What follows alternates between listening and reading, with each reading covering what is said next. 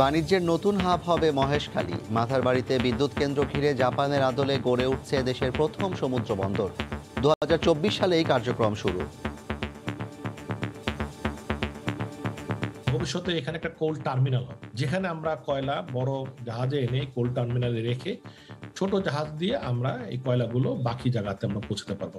অর্থ সেভ হবে এবং আমরা লাভবান হব। আমাদের রিজনাল যে সকল দেশগুলো আছে, ভারত, নেপাল, ভুটান, এটার কিন্তু সুবিধা ভোগ করবে, ইভেন মায়ানমারও।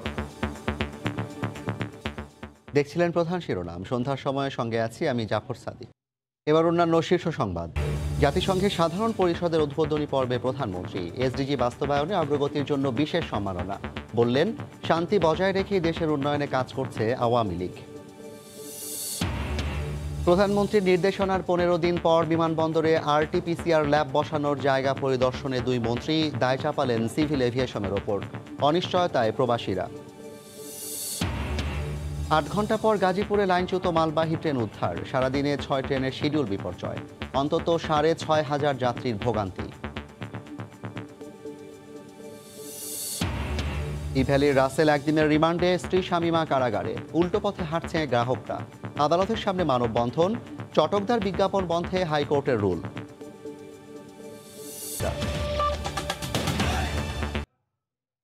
একটি তাপবিদ্যুৎ কেন্দ্র বানাতে গিয়ে সম্ভাবনার নতুন দুয়ার খুলেছে। মাতারবাড়িতে বিদ্যুৎ কেন্দ্রের পাশাপাশি গড়ে উঠছে দেশের প্রথম গভীর সমুদ্র বন্দর। পরিকল্পনা অনুযায়ী 2024 সালেই এর কার্যক্রম শুরু হবে। এর মাধ্যমে দেশে পণ্য পরিবহনের ব্যয় যেমন সাশ্রয় হবে, তেমনি ব্যবসা বাণিজ্যের নতুন হাবে পরিণত হবে পুরো মহেশখালী এলাকা। কক্সবাজার থেকে ফিরে সালাউদ্দিন লিয়ার ক্যামেরায় আরও জানাচ্ছেন দেবাশিস রায়।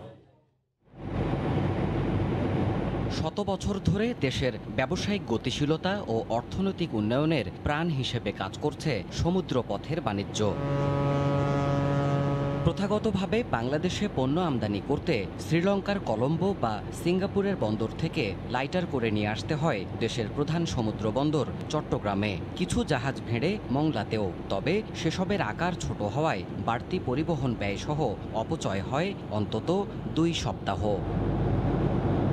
মাতারবাড়ি বিদ্যুৎ কেন্দ্রের কয়লা আমদানির জন্য তৈরি হয়েছে এই সমুদ্র বন্দর, যার গভীরতা 18.5 মিটার। 250 মিটার প্রশস্ত, 14 কিলোমিটার দীর্ঘ চ্যানেলের এই বন্দরটি ক্রমান্বয়ে রূপ নেবে গভীর সমুদ্র বন্দরে। এরই মধ্যে ভারী যন্ত্রাংশ নিয়ে এখানে সরাসরি মাদার ভেসেল ভিড়েছে বিদ্যুৎ কেন্দ্রের মালামাল নিয়ে। ভবিষ্যতে এখানে একটা কোল্ড টার্মিনাল হবে, যেখানে আমরা কয়লা বড় জাহাজে এনে কোল্ড টার্মিনালে রেখে ছোট জাহাজ দিয়ে আমরা এই কয়লাগুলো বাকি জায়গাতে আমরা পৌঁছতে পারবো। এতে কিন্তু লং টার্মে গিয়ে আমরা কস্ট মিনিমাইজ করতে পারবো। জাপানের কারিগরি ও জাইকার আর্থিক সহযোগিতায় গড়ে তোলা হচ্ছে দেশের প্রথম গভীর সমুদ্র বন্দর। 2 ধাপে শেষ হবে এর নির্মাণ কাজ। প্রথম ধাপে 300 মিটার দীর্ঘ একটি মাল্টিপারপাস এবং 460 মিটার দীর্ঘ কন্টেইনার টার্মিনাল গড়ে তোলা হবে। আমাদের টাইমলাইন হচ্ছে 2024 সালের মধ্যে অপারেশন আমরা শুরু করব। অর্থ সেভ হবে এবং আমরা লাভবান হব। এটি চালু হলে নিজেদের সুবিধা তো বটেই, পার্শ্ববর্তী দেশগুলোরও পণ্য খালাসে বাড়তি রাজস্ব পাবে বাংলাদেশ। আমাদের রিজনাল যে সকল দেশগুলো আছে, ভারত, নেপাল, ভুটান, এটার কিন্তু সুবিধা ভোগ করবে, ইভেন মায়ানমারও। সরকারের আশা 17,777 কোটি টাকা ব্যয়ে নির্মাণাধীন এই গভীর সমুদ্র বন্দর চালু হলে হংকং বা সিঙ্গাপুরের মতো পরিকল্পিত নগরে পরিণত হবে পুরো মহেশখালীর দ্বীপাঞ্চল। বঙ্গোপসাগরের এই মহেশখালী চ্যানেলটি কৌশলগতভাবে গুরুত্বপূর্ণ বাংলাদেশের কাছে। মাতারবাড়ি তাপবিদ্যুৎ কেন্দ্র গড়তে গিয়ে এখানে স্থাপন করা হয়েছে নিজস্ব জেটি, আর পরবর্তীতে এই জেটিগুলো সম্প্রসারণ ঘটিয়েই এখানে স্থাপিত হবে গভীর সমুদ্র বন্দর। বিদ্যুতের পাশাপাশি অর্থনৈতিক সক্ষমতার দিক থেকেও আরও এক ধাপ এগিয়ে যাবে বাংলাদেশ। দেবাশিস রায়, সময় সংবাদ, মহেশখালী, কক্সবাজার। জাতিসংঘ সাধারণ পরিষদের 76তম অধিবেশনের উদ্বোধনী পর্বে অংশ নিয়েছেন প্রধানমন্ত্রী শেখ হাসিনা। মঙ্গলবার নিউ ইয়র্কের স্থানীয় সময় সকাল 9টার কিছু আগে জাতিসংঘ সদর দপ্তরে পৌঁছান বাংলাদেশের সরকার প্রধান। সূচি অনুযায়ী এই উদ্বোধনী পর্বে উপস্থিত থাকবেন সাধারণ পরিষদের সদস্য রাষ্ট্রের সরকার ও রাষ্ট্রপ্রধানরা। প্রথা অনুযায়ী সদর দপ্তরের সাধারণ অধিবেশন হলে অন্যান্য নেতাদের সঙ্গে প্রবেশ করেছেন প্রধানমন্ত্রী শেখ হাসিনা। কিছুক্ষণের মধ্যে শুরু হবে অধিবেশনের মূল আনুষ্ঠানিকতা।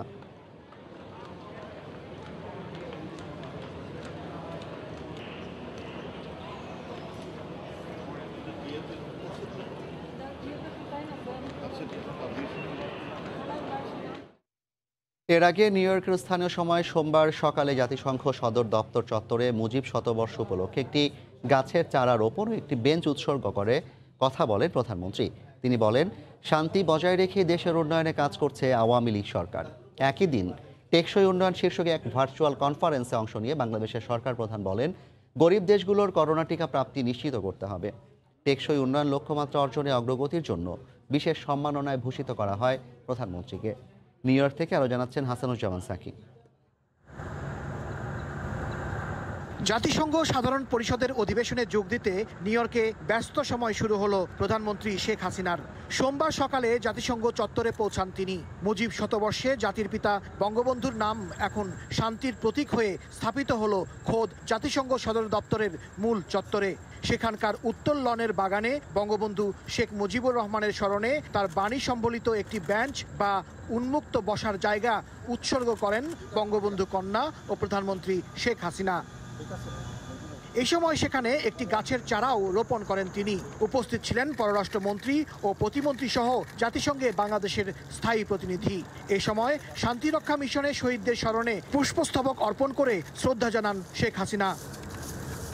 সেখানে শ্রদ্ধা জানিয়ে বঙ্গবন্ধুর পররাষ্ট্র নীতি ও আদর্শের স্মৃতিচারণ করে প্রধানমন্ত্রী বলেন, এই ঘটনা বাংলাদেশের জন্য ঐতিহাসিক। একটা বিশেষ দিন, এত চমৎকার একটা জায়গায় এই চেয়ার উৎসর্গ করা হলো এবং একটা বৃক্ষরোপণ করা হলো, যেটা শতবর্ষের উপর এই বৃক্ষটা টিকে থাকবে এবং শান্তির বারতাই বয়ে বেড়াবে। তিনি জানান, শান্তিপূর্ণ পরিস্থিতি বজায় রেখেই দেশের উন্নয়ন নিশ্চিত করে যাচ্ছে আওয়ামী লীগ সরকার। শান্তি ছাড়া কখনো কোনো দেশের উন্নতি হয় না। তো এটা আমরা নিজেরা খুব ভালো বুঝি, একটা শান্তিপূর্ণ পরিবেশেই সবসময় উন্নতি হওয়া সম্ভব। এর আগে ব্রিটিশ প্রধানমন্ত্রী বরিস জনসনের আমন্ত্রণে জলবায়ু বিষয়ক উচ্চ পর্যায়ের বৈঠকে অংশ নেন প্রধানমন্ত্রী শেখ হাসিনা।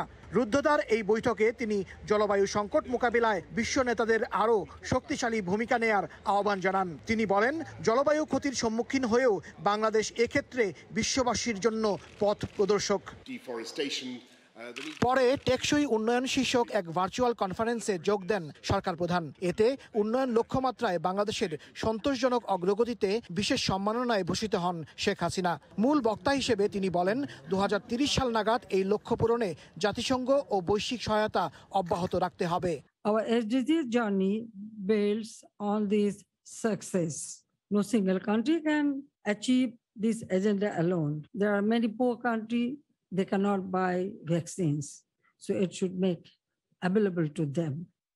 জাতিসংঘের 76তম সাধারণ অধিবেশনে যোগ দিতে বিভিন্ন দেশের রাষ্ট্র এবং সরকার প্রধানরা এখন নিউ ইয়র্কে। রাজধানী ওয়াশিংটন ডিসি থেকে নিউ ইয়র্কে এসে পৌঁছেছেন প্রেসিডেন্ট জো বাইডেন। রাষ্ট্র এবং সরকার প্রধানদের যে বিতর্ক পর্ব অনুষ্ঠিত হবে, সেখানে শুরুর দিকেই বক্তব্য রাখবেন মার্কিন প্রেসিডেন্ট, আর এতে যোগ দেবেন প্রধানমন্ত্রী শেখ হাসিনা। হাসানুজ্জামান সাকি, সময় সংবাদ, জাতিসংঘ সদর দপ্তর, নিউ ইয়র্ক। প্রধানমন্ত্রীর নির্দেশনার 15 দিন পেরিয়ে গেলেও বিমানবন্দরে করোনা পরীক্ষার কোনো ব্যবস্থা হয়নি এখনও। সকালে হযরত শাহজালাল আন্তর্জাতিক বিমানবন্দরে RT-PCR ল্যাব বসানোর জায়গা পরিদর্শনে গিয়ে দুই মন্ত্রী জানালেন নতুন সিদ্ধান্তের কথা। কার পার্কিংয়ে ছাদে নয়, বিমানবন্দরের ভেতরেই বসবে ল্যাব। সময় লাগবে আরও অন্তত 1 সপ্তাহ। সময়ক্ষেপণের দায় গিয়ে পড়েছে সিভিল এভিয়েশনের ওপর। আর তারা বলছে, এতদিন জায়গা নির্দিষ্ট না হওয়াতেই এই দেরি। প্রধানমন্ত্রীর নির্দেশনার পর পেরিয়ে গেছে 15 দিন, কিন্তু বিমানবন্দরে প্রবাসীদের কোভিড পরীক্ষা ল্যাব বসানোর জন্য নির্ধারিত স্থানে এখনও নেই অবকাঠামো স্থাপনের তোড়জোড়। দীর্ঘসূত্রিতার এমন অবস্থায় মঙ্গলবার সকালে সরেজমিন পরিদর্শনে বিমানবন্দর যান স্বাস্থ্যমন্ত্রী, প্রবাসী কল্যাণ মন্ত্রী, প্রধানমন্ত্রী কার্যালয়ের মুখ্য সচিব সহ বিভিন্ন মন্ত্রণালয় ও বিভাগের ঊর্ধ্বতন কর্মকর্তারা। ঘণ্টাখানেক বৈঠকের পর সরকারের দুই মন্ত্রী জানালেন, নির্ধারিত স্থান কার পার্কিংয়ের ছাদে ল্যাব বসানোর অবকাঠামো তৈরিতে লাগবে আরও কিছু সময়। তাই আপাতত বিমানবন্দরের ভেতরেই বসানো হবে ল্যাব। যদি এরা ওদের কথার মধ্যে যদি ঠিক থাকে, তাহলে আশা করি এই সপ্তাহের মধ্যে চালু হয়ে যাবে। এ সময় কালো তালিকাভুক্ত দুটি প্রতিষ্ঠানকে ল্যাব বসানোর অনুমতি দেওয়ার বিষয়ে প্রশ্ন করা হলে এড়িয়ে যান স্বাস্থ্যমন্ত্রী। পরে রাজধানীতে আরেক অনুষ্ঠানে স্বাস্থ্যমন্ত্রী জানান, সিভিল এভিয়েশন ল্যাব বসানোর জায়গা না দেয়ায় এতদিন আটকে ছিল কাজ। মন্ত্রী যে ল্যাবের কোন জায়গায় ল্যাব বসবে এটা দেখার কথা না, তারপরেও আমরা যা দেখেছি এবং সেই জায়গা আমরা নিয়েছি। তবে দুই মন্ত্রীর দেয়া নতুন সিদ্ধান্তের পরিপ্রেক্ষিতে মঙ্গলবার থেকে ল্যাব বসানোর আনুষঙ্গিক কাজ শুরু হয় বলে জানান সিভিল এভিয়েশন চেয়ারম্যান।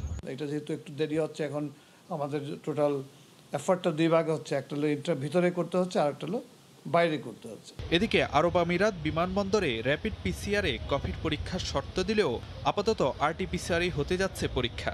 এতে কাজে ফেরা নিয়ে সংশয়ে প্রবাসীরা। আমরা আর কত বিশ্বাস করব, ওনাদের জন্য আমরা আজ তক বসে রয়েছি। নেপালের মতন 2 দিনে আপনার র্যাপিড টেস্ট সেরা যদি বসাইতে পারে, বাংলাদেশ কেন পারে না? গত মাসে বিমানে চড়ার 6 ঘন্টা আগে প্রবাসী শ্রমিকদের কোভিড পরীক্ষার শর্ত দেয় সংযুক্ত আরব আমিরাত, যে কারণে বিমানবন্দরে ল্যাব না থাকায় অনিশ্চয়তায় পড়ে যায় প্রবাসীদের কর্মস্থলে ফেরা। ফারুক ভূঁইয়া, রবিন, সময় সংবাদ, ঢাকা। সন্ধ্যার সময় আরও থাকছে 15 দফা দাবিতে সারা দেশে ট্রাক মালিক শ্রমিকদের 72 ঘন্টার কর্মবিরতি। চট্টগ্রাম বন্দরে ডেলিভারি বন্ধ, পিসিবির পণ্য বিক্রি ব্যাহত। 8 ঘন্টা পর গাজীপুরে লাইনচ্যুত মালবাহী ট্রেন উদ্ধার হয়েছে। রেললাইন মেরামত শেষে ঢাকার সঙ্গে চট্টগ্রাম ও সিলেটের রেল চলাচল স্বাভাবিক হয়। এদিকে দুর্ঘটনার কারণ অনুসন্ধানে গঠন করা হয়েছে 5 সদস্যের তদন্ত কমিটি। টঙ্গী জংশন থেকে বগি উদ্ধারের পর সুবর্ণ এক্সপ্রেস যাত্রার মধ্য দিয়ে ঢাকা, চট্টগ্রাম ও সিলেট রেলপথে ট্রেন চলাচল স্বাভাবিক হয়েছে। মঙ্গলবার সন্ধ্যা 5:55 টঙ্গী জংশন ছেড়ে যায় সুবর্ণ এক্সপ্রেস। এর আগে মঙ্গলবার সকালে টঙ্গী স্টেশনে প্রবেশের সময় বিকট শব্দে 3টি বগি লাইনচ্যুত হয়ে পড়ে। চট্টগ্রাম থেকে ছেড়ে আসা মালবাহী ট্রেনটির মাঝখানের একটি বগি উল্টে দূরে পড়ে যায়, আর 2টি বগি লাইনের ওপর আছড়ে পড়ে। এর 3 ঘন্টা পর ঢাকা থেকে উদ্ধারকারী ট্রেন এসে পরপর বগিগুলো লাইন থেকে সরিয়ে নেয়। এদিকে দুর্ঘটনার কারণ ও ক্ষয়ক্ষতির পরিমাণ নিশ্চিত করতে 5 সদস্যের তদন্ত কমিটির কথা বলছে রেলওয়ে। আমরা এই বছরে 800 কিলোমিটার যেগুলো রাস্তা আমরা পুনর্বাসনের জন্য উদ্যোগ গ্রহণ করেছি। তো এই যে ড্রিলমেন্ট হয়, এই যে যাতে না হয় সেই জন্য আমরা উদ্যোগ গ্রহণ করছি অলরেডি। আজকে যে ড্রিলমেন্ট হয়েছে এটা অলরেডি ক্লিয়ার হয়েছে। 4 ও 3 নম্বর লাইন ব্যাপক ক্ষয়ক্ষতি হয়েছে দুর্ঘটনায়। পুরোপুরি লাইনগুলো সচল হতে আরও কাজ করতে হবে বলে জানিয়েছে রেলওয়ে। সময় সংবাদ, গাজীপুর। গাজীপুরের ট্রেন দুর্ঘটনায় বাতিল হয়েছে একটি ট্রেনের যাত্রা। ভয়াবহ শিডিউল বিপর্যয়ে পড়ে আরও 5টি ট্রেন। এতে করে ভোগান্তিতে পড়েন অন্তত 6,500 যাত্রী। মঙ্গলবার বিকেল 5টায় কমলাপুর রেল স্টেশনের কাউন্টারে ব্যাপক ভিড়। যাত্রা বাতিল হওয়ায় টিকিট ফেরত দিয়ে টাকা নিচ্ছেন কিশোরগঞ্জ এক্সপ্রেসের যাত্রীরা। সকাল 10:45 ট্রেন বাতিল করা হয় বিকেল 5টায়। 7 ঘন্টা স্টেশনে অপেক্ষা করেও যেতে না পারা যাত্রীদের টাকা ফেরত নিতেও পড়তে হয় দীর্ঘ লাইনের ভোগান্তিতে। প্রায় 3 ঘন্টা পরে একটা সেমি অ্যানাউন্স দিচ্ছে, তারপরে ফুললি বলছে যে টিকিট একবারে ফেরত দিয়ে দেবে। 3টা 3:30 দিকে জানতে পারছি যে এটা আজকে যাচ্ছে না, এই জন্য আমাদের রিফান্ডের টাকাটা ফেরত দেওয়া হচ্ছে আর কি। একইভাবে বিকেল 3:30টার সিলেটের ট্রেন কালনী এক্সপ্রেস ও 4:30টার চট্টগ্রামের সুবর্ণ এক্সপ্রেসের যাত্রীরাও পড়েছেন শিডিউল বিপর্যয়ের খপ্পরে। 5 থেকে 6 ঘন্টা অপেক্ষা করেও ট্রেন কখন ছাড়বে তা নির্দিষ্ট করে বলতে না পারায় যাত্রীরা ভুগছেন অনিশ্চয়তায়। বাচ্চা নিয়ে কষ্ট করতেছি, কখন ছাড়বে বলতে পারি না, কিছু বলতেও আসে না ছাড়বে কিনা। স্টেশন মাস্টার এখনো আমাদেরকে কোনো কিছু বলতে পারতেছে না যে কখন আসবে, কখন ছাড়বে। এখন আমরা অনিশ্চয়তার মধ্যে আছি। একইভাবে যাত্রা অনিশ্চয়তায় প্ল্যাটফর্মে অপেক্ষা করছেন 11 সিন্দুর, উপবন ও মহানগর এক্সপ্রেসের যাত্রীরা।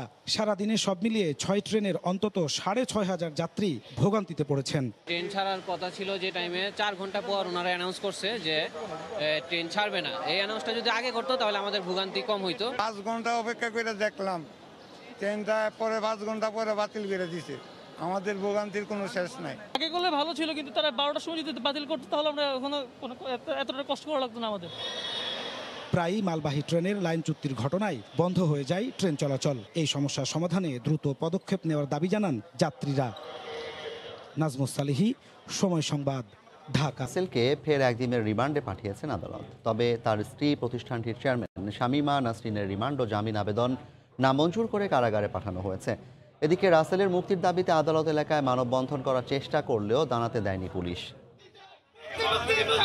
3 দিনের রিমান্ড শেষে ইভ্যালির সিইও রাসেল ও চেয়ারম্যান শামীমা নাসরিনকে হাজির করা হবে। এই খবরে আদালত প্রাঙ্গণে জড়ো হতে থাকেন শখানেক ব্যবসায়ী। তারা রাসেলের মুক্তির দাবি জানান। কিছুক্ষণ মানববন্ধন করলেও বিচার কার্যক্রম স্বাভাবিক রাখতে তাদেরকে সরিয়ে দেয় পুলিশ। এ নিয়ে দুপক্ষের মধ্যে কথা কাটাকাটিও হয়। একদিনে 1 ঘন্টায় যদি রাসেল 65,000 ফোন বিক্রি করতে পারে, পার ফোন পিস যদি 1,000 টাকা লাভ হয়, 6,50,000 টাকা 1 ঘন্টায় তার লাভ আসে, তাহলে সে প্রতিদিন যদি এইভাবে আসে তাহলে সে কি আমাদের টাকা দিতে পারবে না? অবশ্যই পারবে। 5টা মাস আমাদের সময় দেন, যদি সে ঘুরে দাঁড়াতে না পারে তাহলে আপনারা যে আইন আপনারা দিবেন সেই আইন আমরা মাথা পেতে নেব। নিঃশর্ত মুক্তি চাই, আমাদের আশা আকাঙ্ক্ষা যদি রাসেল ভাই মুক্তি পায় ইনশাআল্লাহ এই ইবিলি ঘুরে দাঁড়াবে।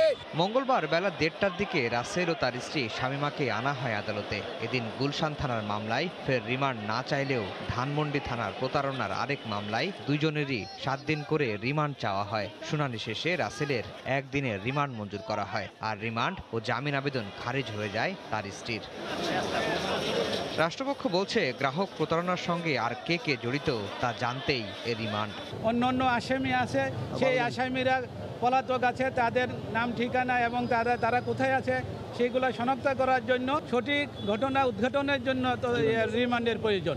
টাকা পাবে কি না পাবে সেটা পরের বিষয়। একজন গ্রাহকের মামলায় গত বৃহস্পতিবার মোহাম্মদপুর বাসা থেকে ই-কমার্স প্রতিষ্ঠানের সিইও রাসেল ও চেয়ারম্যান শামীমাকে গ্রেফতার করে র্যাব। পরে ব্রিফিংয়ে র্যাব জানায় 1,000 কোটি টাকা দায় রয়েছে ইভ্যালির। 3 মাসের মধ্যে দেউলিয়া ঘোষণার পরিকল্পনাও ছিল তাদের। আফজাল হোসেন, সময় সংবাদ, ঢাকা।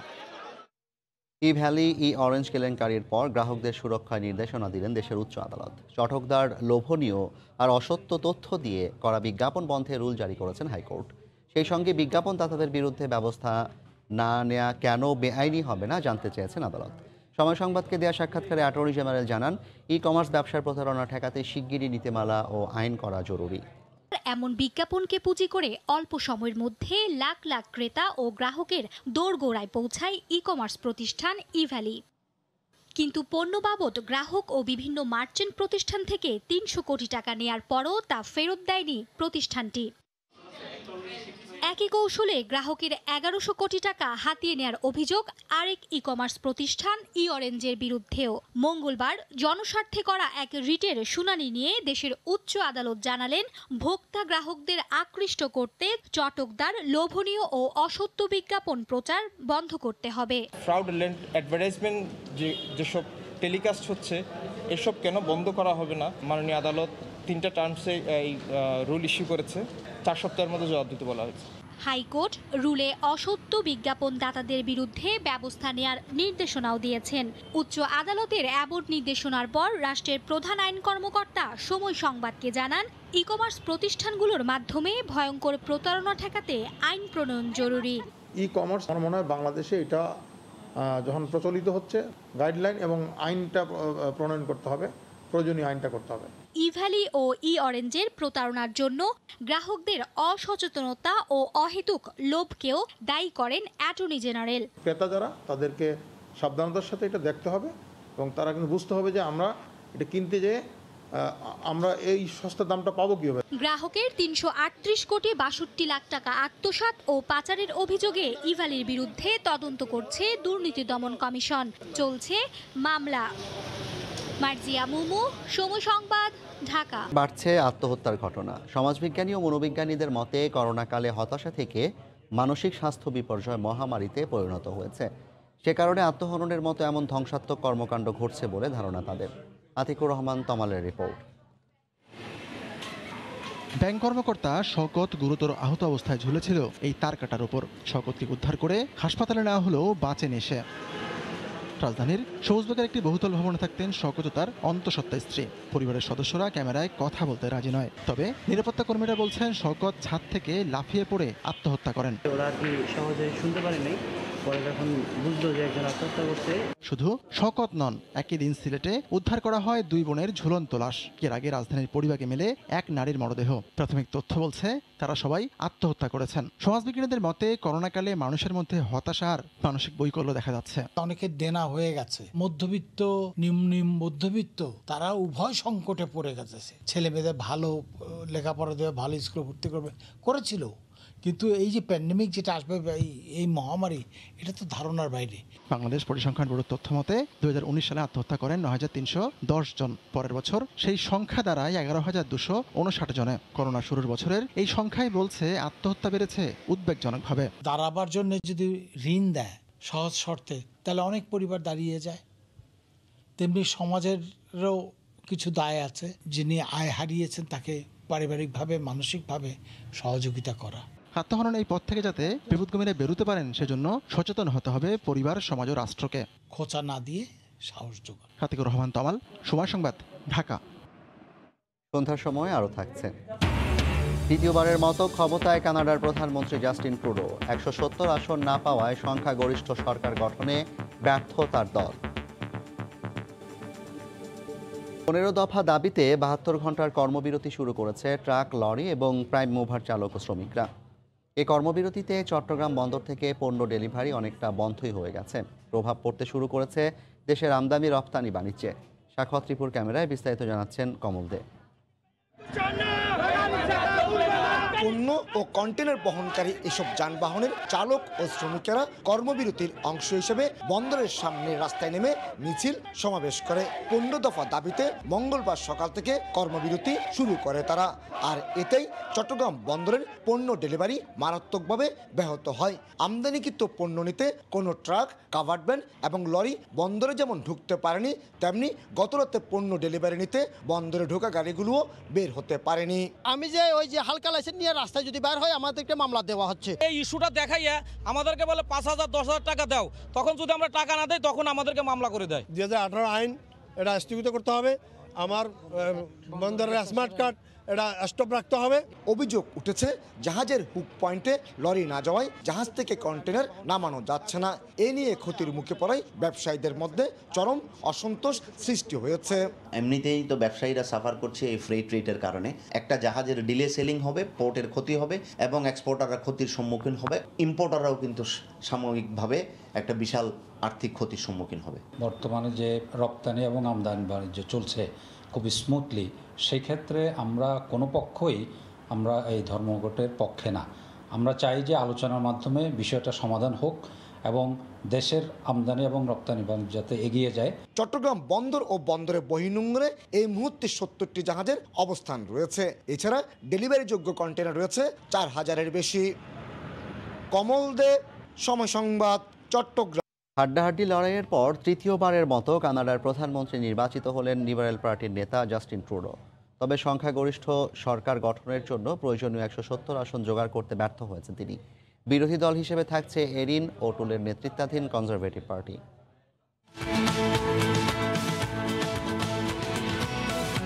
আনুষ্ঠানিক ফল ঘোষণার আগেই জয়ের উৎসবে মাতেন লিবারেল পার্টির নেতাকর্মীরা। দলীয় কার্যালয়ে জড়ো হয়ে সমর্থকদের সাথে শুভেচ্ছা বিনিময় করেন জাস্টিন ট্রুডো। গভীর রাতেই জাতির উদ্দেশ্যে বক্তব্য রাখেন তিনি। বলেন, করোনা মহামারী মোকাবেলায় জনগণের আস্থার প্রতিদান দিতে চান। With a clear mandate to get Canada through this pandemic and to the brighter days ahead. And my friends, that's exactly what we are ready to do. আমরা নতুন দিনের সূচনা করতে চাই। করোনায় সবাইকে একসঙ্গে নিয়ে কাজ করব, আর এটাই গণতন্ত্রের সৌন্দর্য। Dark days we have come through together. কানাডার রাষ্ট্রীয় সংবাদ মাধ্যম সিবিসি বলছে, সংখ্যাগরিষ্ঠতা পাওয়ার জন্য 170 আসন দরকার হলেও ট্রুডোর দল পেয়েছে 156টি। বিশ্লেষকরা বলছেন, করোনা মহামারী মোকাবেলায় নানা পদক্ষেপের কারণে প্রশংসা কুড়িয়েছেন অভিবাসী বান্ধব নেতা ট্রুডো। আর এ কারণেই জনগণের সমর্থন পেয়েছেন তিনি। ট্রুডোর জয়ে উচ্ছ্বসিত প্রবাসী বাংলাদেশিরাও। তবে সংখ্যাগরিষ্ঠ সরকার গঠনের আশায় আগাম নির্বাচনের যে সিদ্ধান্ত নিয়েছিলেন ট্রুডো, সে আশা পূরণ হলো না। আর তাই সরকার গঠন করতে পারলেও বিভিন্ন সিদ্ধান্ত গ্রহণে আবারও বিরোধী দলগুলোর বাধার মুখে পড়বেন তিনি। রবিউল ইসলাম আওলাদ, সময় সংবাদ। সন্ধ্যার সময়।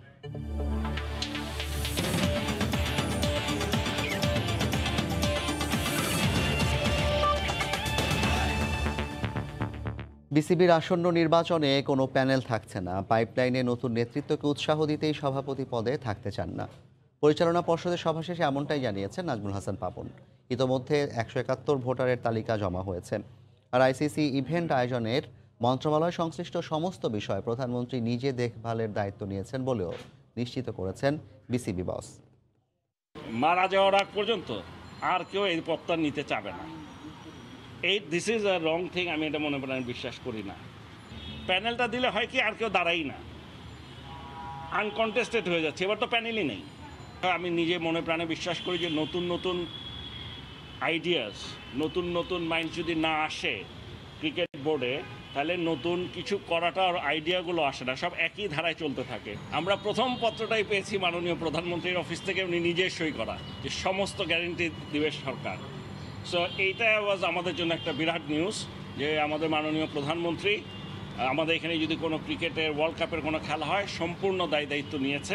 মুশফিক আছে, সাকিব আছে, আর কোনো দরকার আছে আর একজনের ভাইস ক্যাপ্টেন করার? ওদের তো আর ভাইস ক্যাপ্টেন করতে পারছি না। দুরন্ত বাইসাইকেল হোম ডেলিভারি পেতে কল করুন 08007777777 নম্বরে। এ পর্যায়ের শীর্ষ সংবাদ জানিয়ে দিচ্ছি আরেকবার। জাতিসংঘের সাধারণ পরিষদের উদ্বোধনী পর্বে প্রধানমন্ত্রী এসডিজি বাস্তবায়নে অগ্রগতির জন্য বিশেষ সম্মাননা। বললেন, শান্তি বজায় রেখেই দেশের উন্নয়নে কাজ করছে আওয়ামী লীগ। প্রধানমন্ত্রীর নির্দেশনার 15 দিন পর বিমানবন্দরে আরটিপিসিআর ল্যাব বসানোর জায়গা পরিদর্শনে দুই মন্ত্রী। দায় চাপালেন সিভিল এভিয়েশনের ওপর, অনিশ্চয়তায় প্রবাসীরা।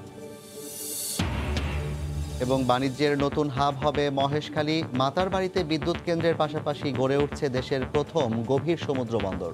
2024 সালেই কার্যক্রম শুরু। এই ছিল সন্ধ্যার সময়। সঙ্গে থাকুন সময়।